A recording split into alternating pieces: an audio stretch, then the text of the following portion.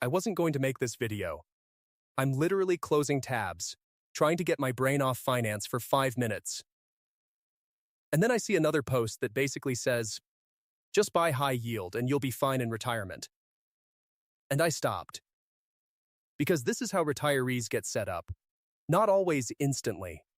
Sometimes it looks fine for a year or two, and then it shows up as a cut, a crash, or a forced sale right when you can least afford it. And I think you deserve the full story.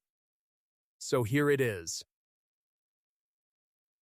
I'm recording this video right now because this topic is quietly costing retirees real money. Comment where you're watching from so I can see how far these videos travel. And real quick, if you value calm, numbers-first retirement breakdowns like this, do me a favor. Subscribe and comment Retirement Risk Watch so the algorithm knows you want more of this. Now, in case you haven't seen what I'm talking about, here's the claim making the rounds. Yield equals income. Income equals safety. If it pays 7% or 9%, you're set. Just live off the dividends, and on the surface, it sounds airtight. It sounds like the retirement cheat code, never touch principal, just collect checks. But when you slow it down piece by piece and you look at how yield actually works, you realize the reality is more nuanced.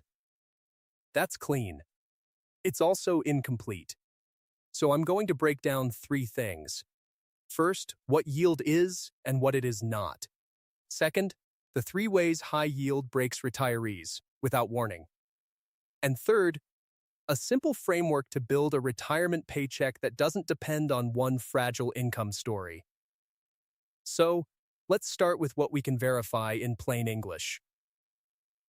Yield is a rate. It's a number that describes how much cash you expect to receive relative to price. And retirees love it because it looks like a paycheck. But yield is not a safety rating. Here's the clean way to think about it. Yield is the label on a bottle.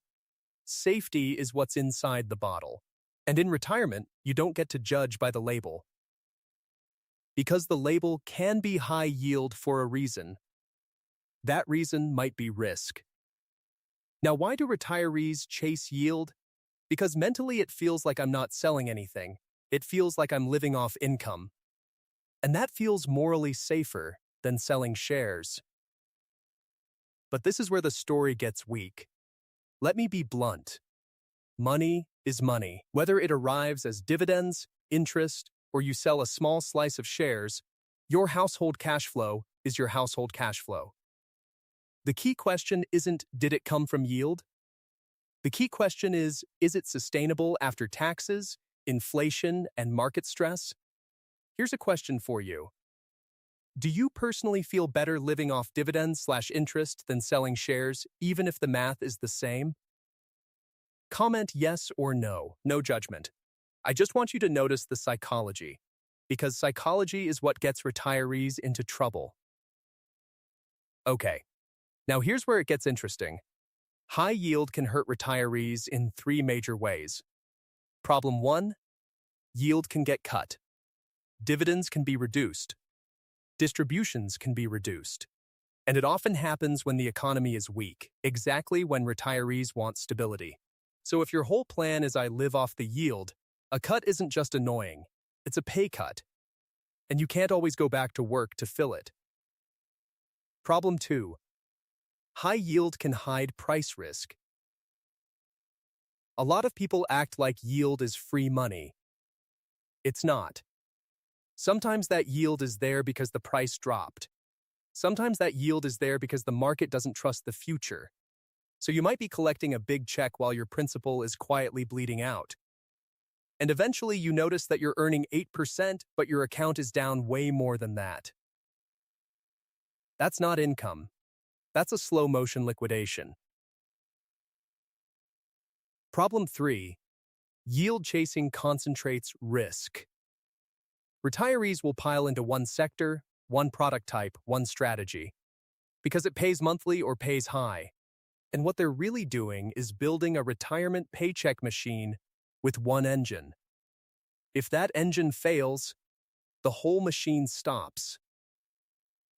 Now, here's the skeptical alternative.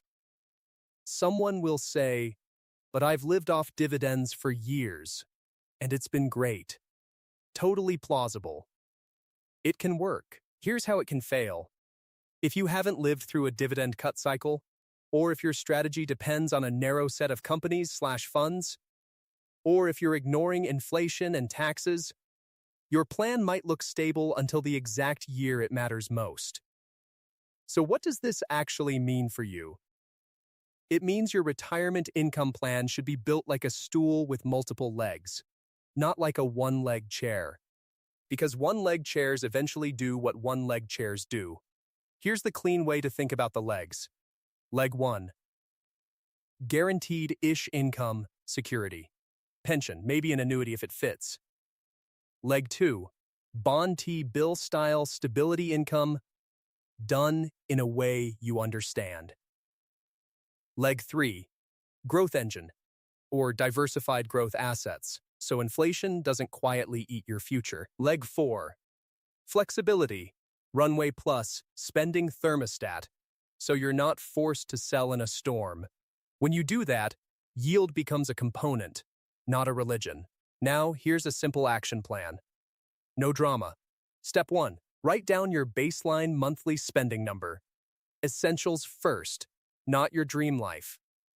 Essentials. Step 2. Write down how much of that is covered by guaranteed-ish income. If the answer is not much, you need a system, not a yield fantasy. Step 3. Decide your cash runway target. How many months or years of essential spending you want in safer liquid assets so you can survive a downturn without selling stocks at a discount. Write it down. Decide X first, then Y. Now, let's talk about income versus safety in a way that actually sticks. Taxes are toll booths, but retirement is also weather. Markets have storms. In storms, you don't want your grocery money tied to the most volatile part of your portfolio. That's the roof and storm problem. When the roof is damaged and the storm hits, you don't run outside and start ripping boards off the roof. You shelter, you wait, you use your runway. Then you rebuild when the weather clears. And that's why retirees who confuse yield with safety end up in trouble. They think they built shelter, but they built a porch. Now, let's map 3 plausible paths without pretending we can predict the exact market. Path 1. Stable markets. In this world, yield strategies can look amazing. You feel smart. You feel calm. Just don't confuse a calm year with a safe structure. Path 2. Recession and cuts. In this world, high yield can drop at the exact moment you want reliability. If you don't have other legs, you're forced to sell something else at a bad time.